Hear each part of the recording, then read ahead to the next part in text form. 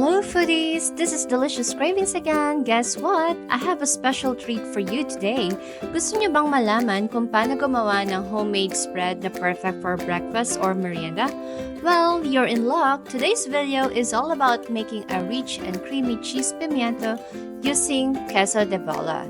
So if you're ready to share some love in the kitchen, let's get cooking.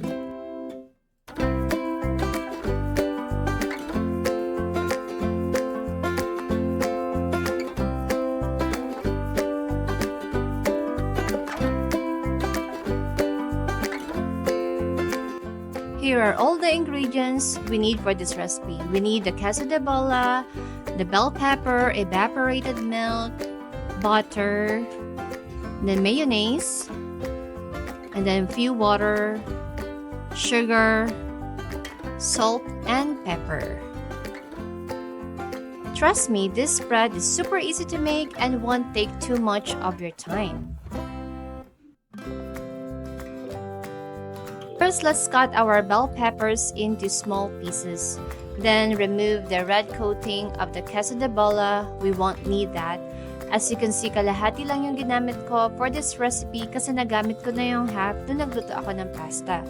Just grate it until you have about 1 cup of finely grated queso de bola. Tunawin ang butter sa kawali gamit ang mahinang apoy. In my case, I use my induction cooker using power level 2. Idagdag ang evaporated milk, unti-unti lamang at haluin hanggang uminit. Huwag natin siyang pakuluan. Ihalo ang grated queso de bola at haluin hanggang matunaw at maging smooth.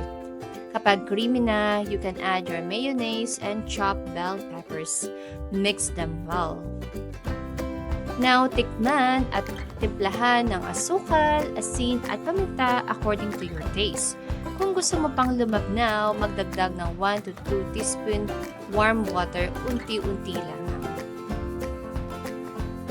Now it's ready to serve.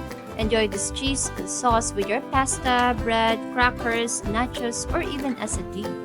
There you have it. I hope you give this recipe a try.